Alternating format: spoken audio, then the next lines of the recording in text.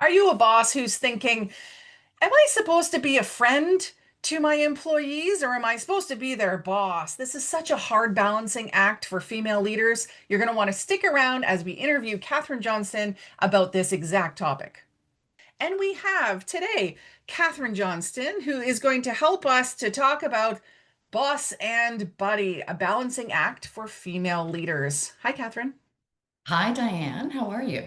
I'm good. I'm good. Thank you.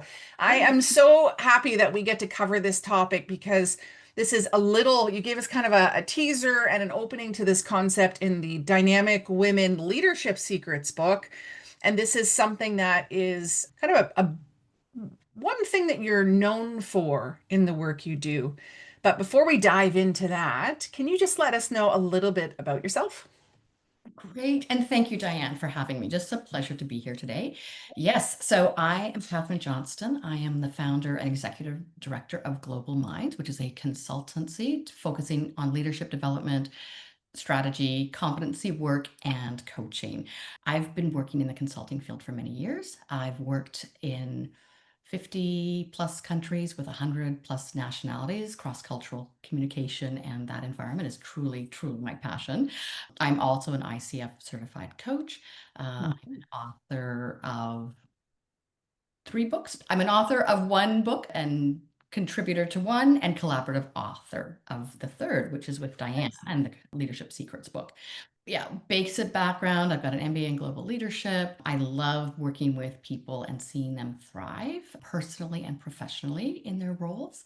And more personally about me, I live in West Vancouver with my Norwegian husband, my 2 basically grown sons, and our little pugalier Oreo. Nice, nice. So this, I want to dive into the boss and buddy concept. It's something that female leaders are struggling with all the time. I'm wondering if we can just first let's dive into just explaining this concept so the listeners understand that. And then I'd love for you to share this non-conventional path that got you to where you are today. So first, what is boss and buddy? So, Boss and Buddy, the concept, it's trademarked as Boss and Buddy, is really about a framework for leaders of both genders. I find it in particular of value to female leaders in terms of as a leader, when are you a boss? So, boss is a role, and when are you a buddy? So, those are roles that you can step in and out of as a leader. And the original title of the book I co-authored some years ago in Norway is Boss or Buddy, Balancing Act for Today's Leader as a question.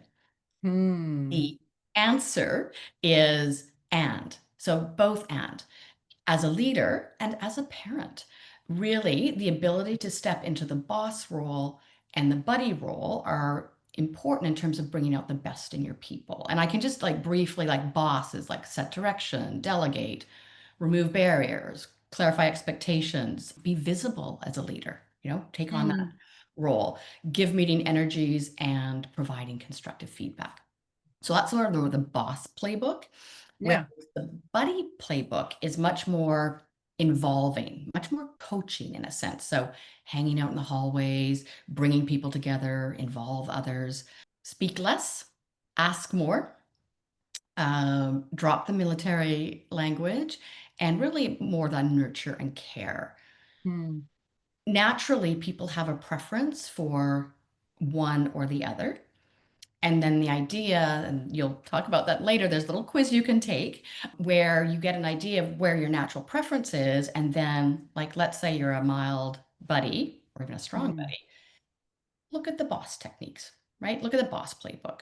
So it's just about creating that path for yourself as a leader. One of the things I've witnessed many times when I run leadership programs or coaching leaders, it's like, what's the recipe? Like, what, just tell me what to do. And Diane, it's not that simple. You really have to Yeah. make it yours and authentic and build on your strengths. So that's why this boss and buddy framework is created to help individuals chart their path. Yeah. And I can imagine it makes it much easier to lead because if you are in one or the other, to be able to know how to turn up the volume on the other side would be really helpful rather than just, oh, well, my boss was a very much a strong boss, and so I should be a strong boss too, or I'm going to rebel and I'm going to be completely opposite and be a really strong buddy, right? And so I can see how this would really help, almost like the when you go bowling and they put the boundary things in the side so you kind of you can stay the course.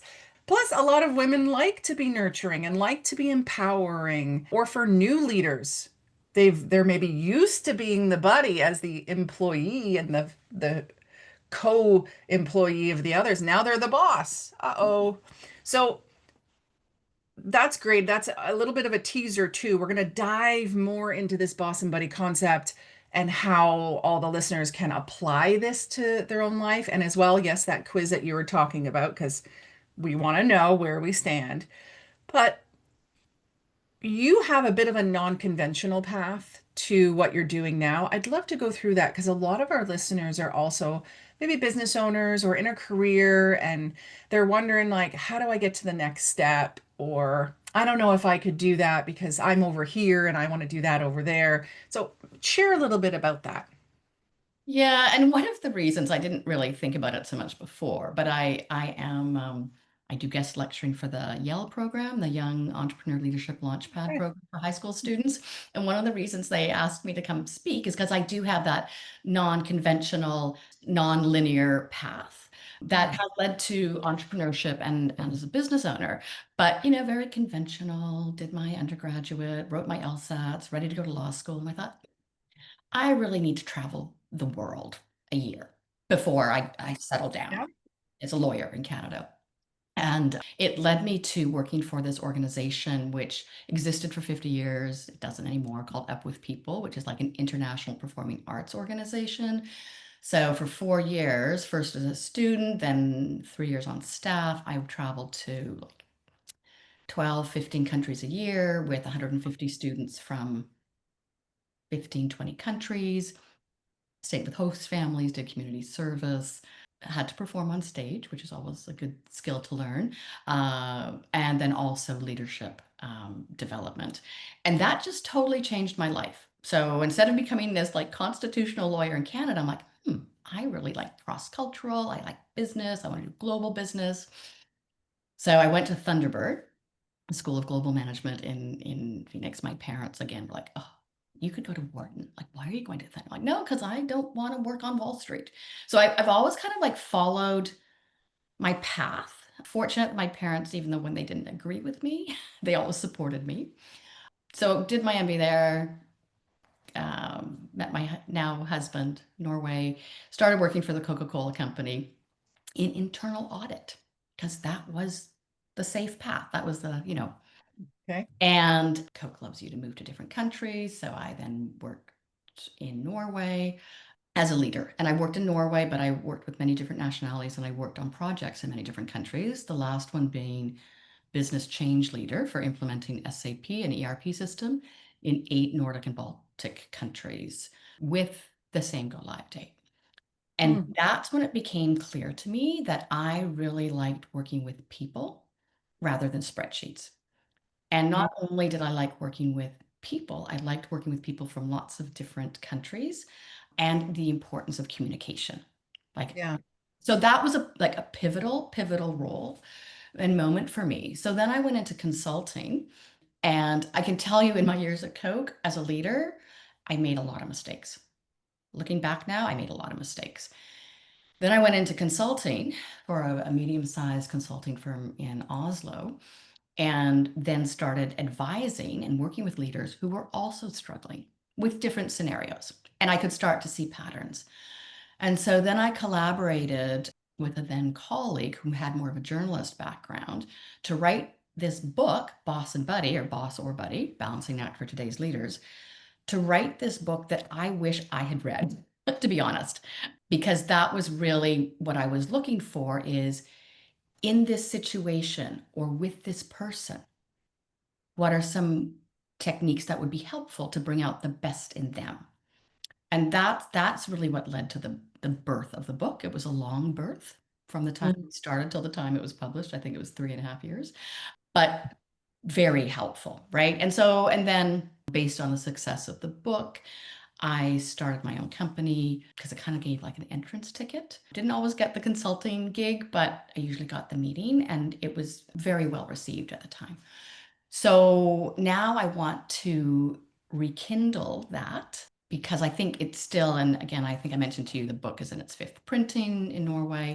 The Awesome. concept is very relevant, and I want to make it available to a wider speaking audience in English, but more with webinars and yeah, with more like modern technology. So Yeah. that's my thing. Yeah. Wow. Yeah. So what I'm hearing and the kind of takeaway here, listeners, is things like Catherine was following where the interest was, where the energy was, and really tapping into the self-awareness of what do I want right now? And so it was, I want to travel. And then when she was there, it was, oh, here's a cool opportunity. And so she was following the resonance. And so the resonance, the energy of these particular opportunities. And so where in your life are you thinking about like feeling that resonance?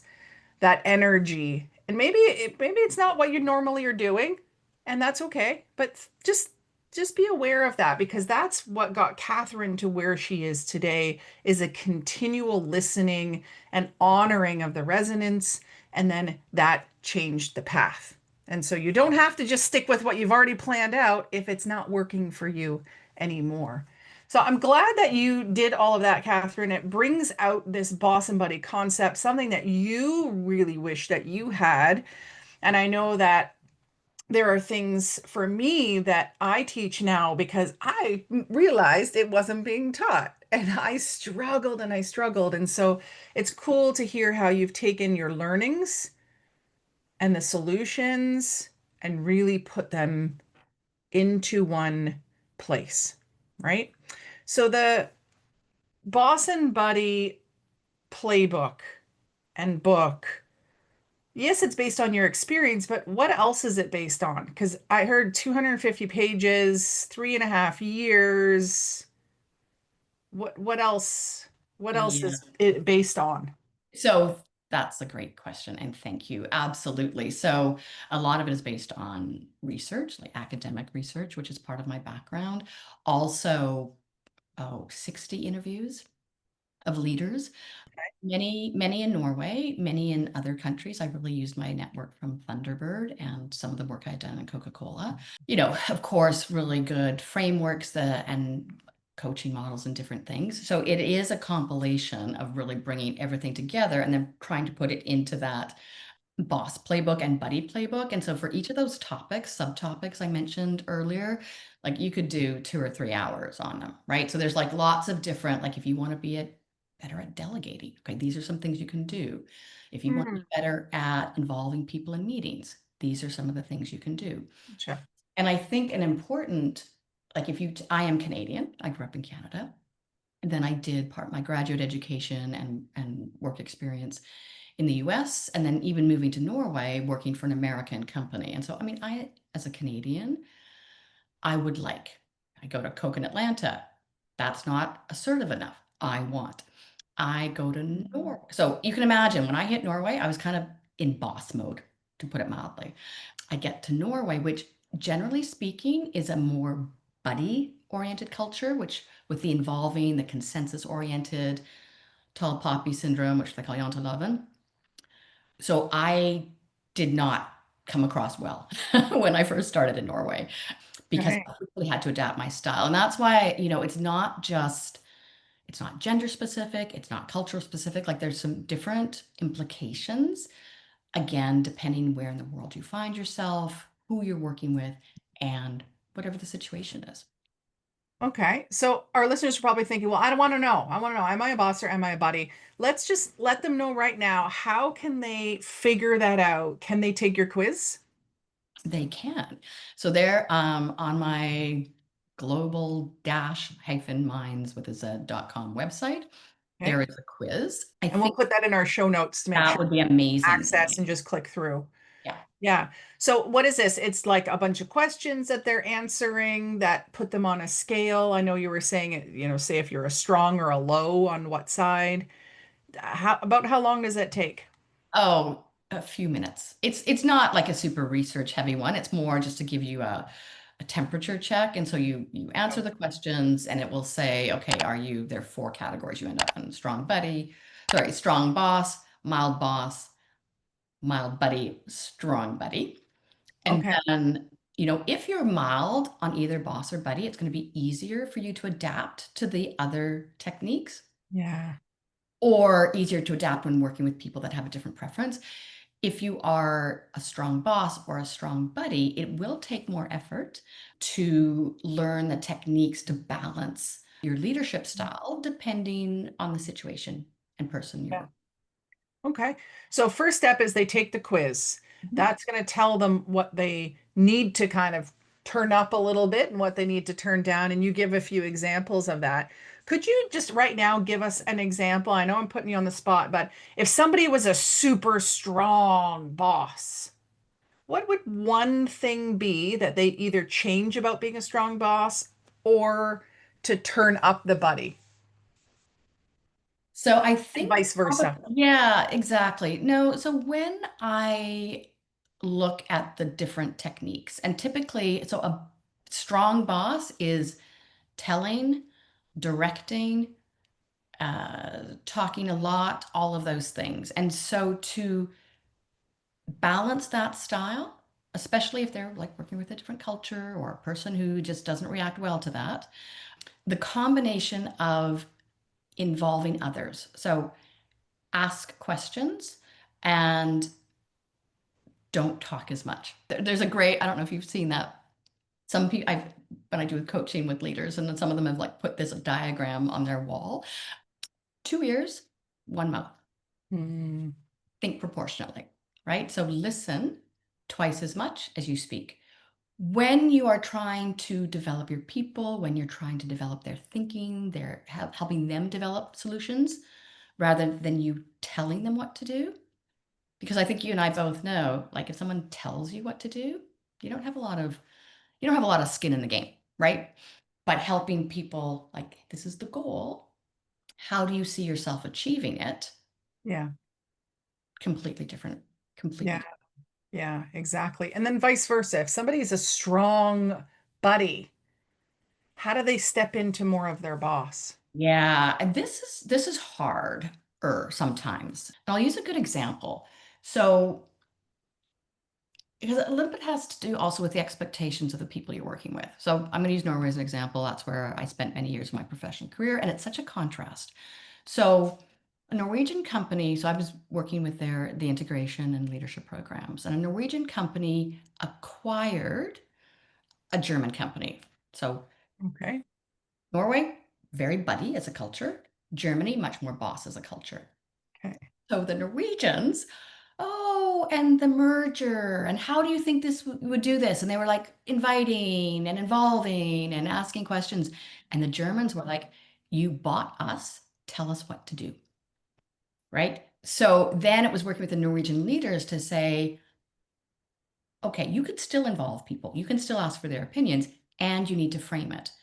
So if I'm a buddy leader and I'm going into a working Hmm. with boss people, I can say, I am the leader. I will make the decision. And in my role as leader, I want to hear what you have to say before I make the final decision. Hmm. So it was framing it so that that's the thing. So the biggest thing with I think where a lot of, and this is in particular women, but actually not only, giving constructive feedback, right? Hmm. So, or having those candid or challenging or difficult conversations. Hmm. That's often for many people where they really, really need to learn how to do that in a way that um, one is, I won't even say comfortable, but that they do it. Like as a leader, that is your job. That Yeah. is your job to To have develop to have people. boss To conversations. have boss, well, and I'd like to say constructive feedback, but that is a boss technique Yeah. because Yeah. you are saying, hey, gotta get here. So I think that's often for strong buddies, because strong buddies, Yeah. you can love them as people. Love, love, love. And there can be a lack of progress, a lack of movement, because decisions Uh, that are being made or like it's going back yeah, and forth or yeah. it reminds me of some of my like favorite sports coaches. They're the ones who really blended Boss and Buddy so well.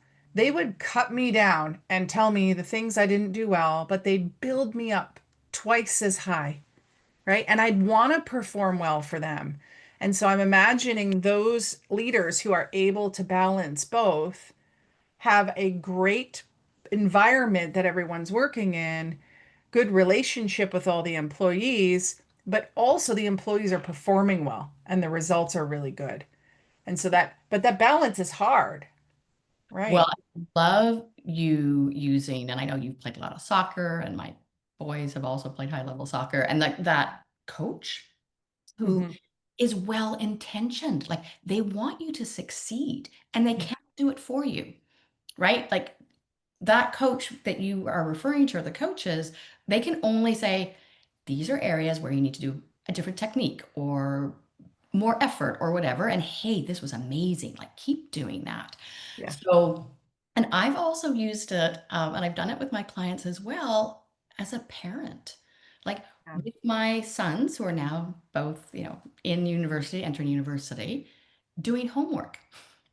The Mm. boss hell didn't work very well. So I started to employ more of Buddy the buddy. style. Yeah. Yeah. Wow. So, and you can do it with your partner or your spouse or whatever. Like, there are some non-negotiables, boss, but then there are some things like this, this needs to happen. Like, how do you see that happening? But it doesn't really matter how, it just needs to get Yeah. done. And then getting that ownership and involvement and engagement. And I can imagine like a lot of the listeners are solopreneurs. So they don't actually have a team of employees, but maybe they have a vendor, contractor, a virtual assistant. They have someone that maybe works part-time for them, and they have clients, right? There are other people they work with, and I'm guessing that the Boss Buddy system works in all of those places, especially since you just said it's great in parenting. Yeah. Yeah, absolutely. It works. It again, and I had a great reflection. So I'm currently facilitating a forum discussion with some amazing female leaders on this boss and buddy topic.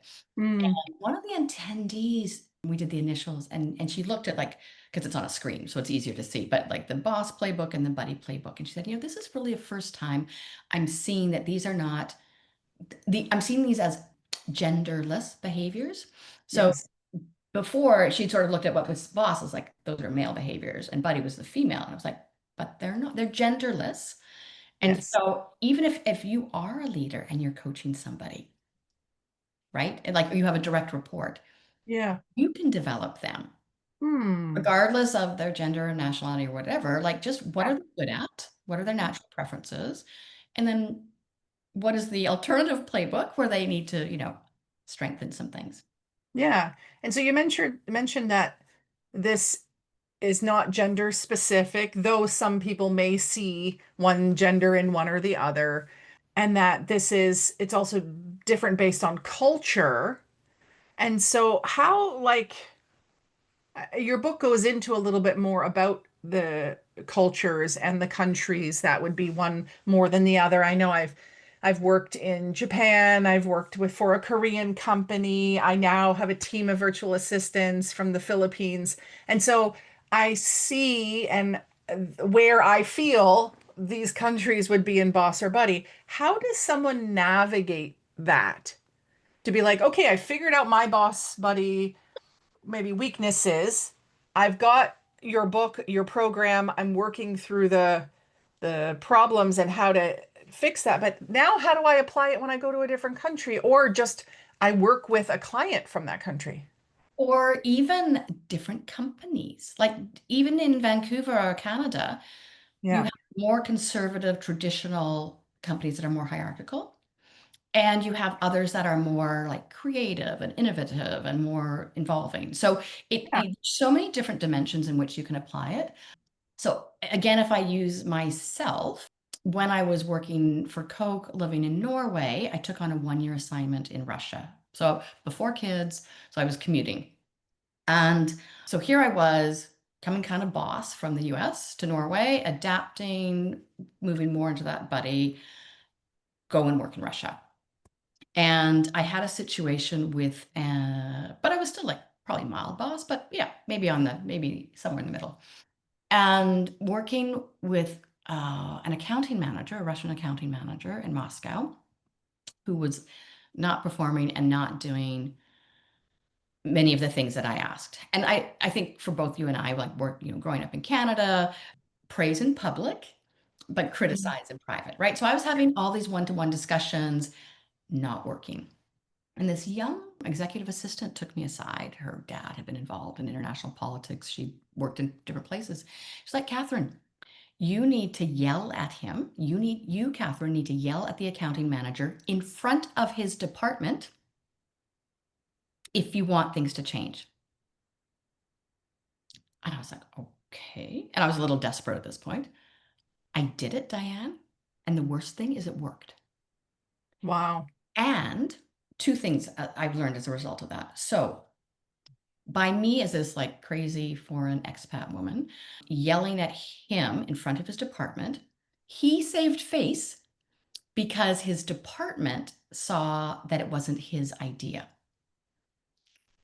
Okay. right? Like both you and I. And so that was the first. The second was like, this is not the country for me to work in because I did it.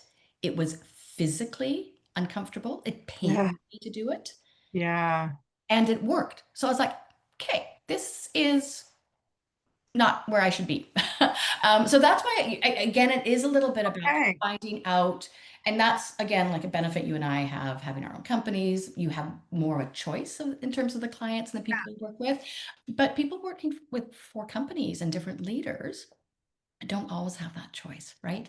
So Yeah. it can be like, where do you fit? What brings out the best in you? Yeah. Well, what I'm hearing is that once you know the playbooks to Boss and Buddy, once you know where you're at in your current situation, you're turning up and down the volume on both sides. Then when you go into other cultures, you can maybe do a little research on them, or if they're in your program with you, they can maybe ask for your opinion on it, your knowledge on it. And then they can kind of plan as if you go traveling. Like when I was thinking of my time in going to Kenya, I was like, okay, it's supposed to be hot, but it's also winter, but it's cool in the mornings and at night. But the work I'm doing is very physical, running around and teaching and stuff. So I need to be cool, but I need to wear modest clothes. And so I'm going through this like what I think it should be.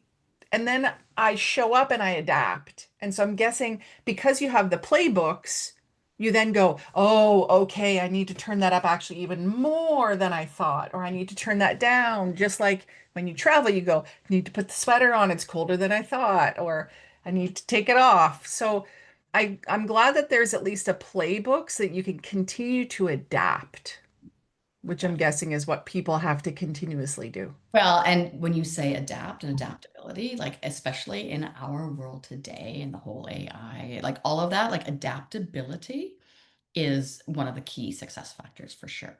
Yeah, that's An awesome. open mind, like an open mind, right? Being Yeah, open to change and then adapting yeah, to the situation or so I always like when I work, especially in cross-cultural situations, like, what behaviors do you need in order to succeed in that particular environment? Doesn't mean you change your core values by any means. So I did what I had to do in Russia.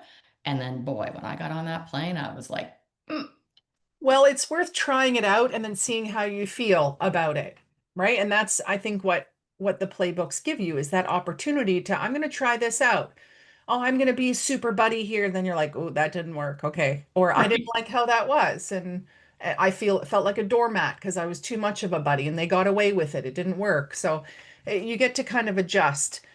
Okay. So for listeners, first step, the quiz. You also have a really great training that you offer.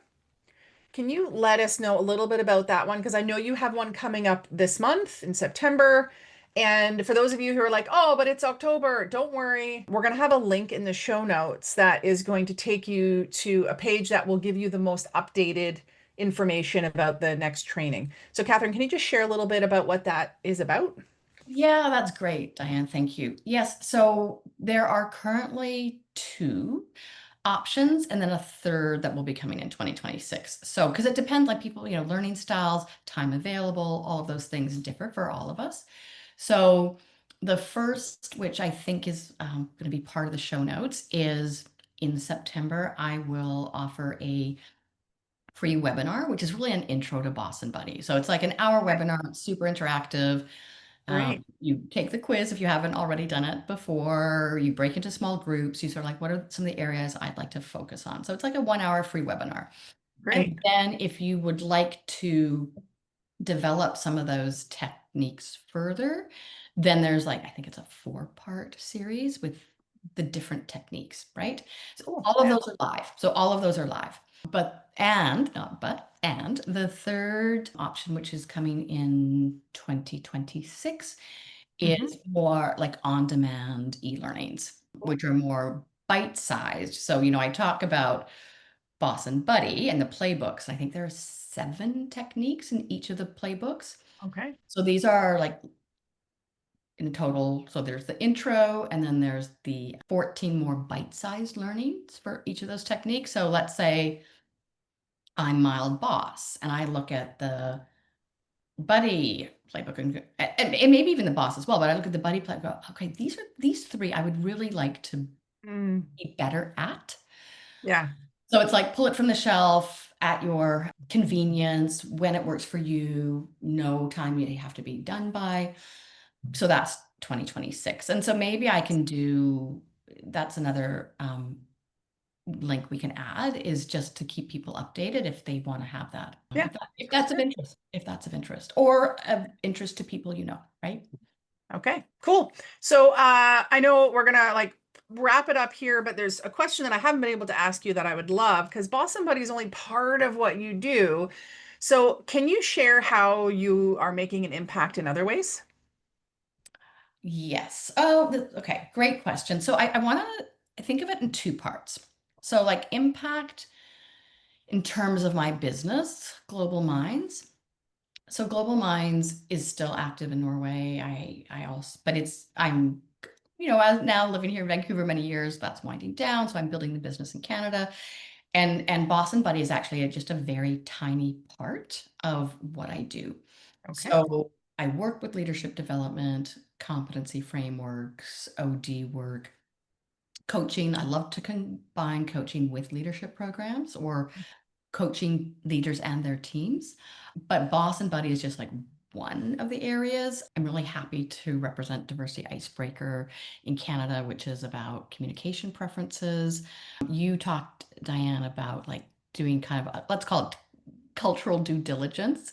Um, so there's another tool, cultural orientations indicator, that Mhm. really supports people working with different cultures. you know, I love emotional intelligence, EQI 2.0. I think that really helps people dig deep and Sure. improve their empathy and EQI, which really helps in terms of not just leadership, also parenting. So I do have like worked with a lot of things. So that's like my job. That's what I do in order to provide for my family. And where I'm really happy, where I also feel I'm able to use my experience in the field I have worked in many years, whether it's as a leader myself, a consultant, an author, and leader is like the hardest job of all three, is I am in that phase of my life and last decade of my career where I really want to give back. And so I work with the BUYOU, Beautiful Foundation, which offers these amazing confidence building programs for young women between the ages of 8 and 14. And so I mentor their mentors, Cool. and that's with Taylor Wee and then Marriott Jibril, who has the Better Not Bitter Society, which is about mental health. So really being able, trying to contribute there. And then what I talked about, the Young Entrepreneur Leadership Program for high school students. So Very that's good. where I feel life comes full circle as I start, mentoring young adults at a stage where I made life changes, right? Based on my interest. So, yeah. Very good. Very good. And what's your final message to our listeners today? My final message, I would say go out and continue to explore and follow your Mhm. passions, even if they're not conventional. I will say I'm fortunate with the parents that I have had, my Mhm. husband. Like there has been support along the way, right? And I knew they always had my back. Yeah, so I think that's and I also, if you are a leader or you're coaching leaders or your clients, helping them to find their balance and what brings out the best in them is really critical. Nice. Well, thank you, Catherine. The Boss and Buddy concept system playbook, so cool. Thank you for sharing that with us. It's really going to give the female listeners that are reading, sorry, the female leaders that are listening, give them a chance to balance that out. And all the men who listen too. We love our men. So thank you so much for being here today. I appreciate you. And for all of the listeners, hit subscribe, share this with a friend, and check the show notes for more about Catherine. Until next time, stay dynamic. Bye.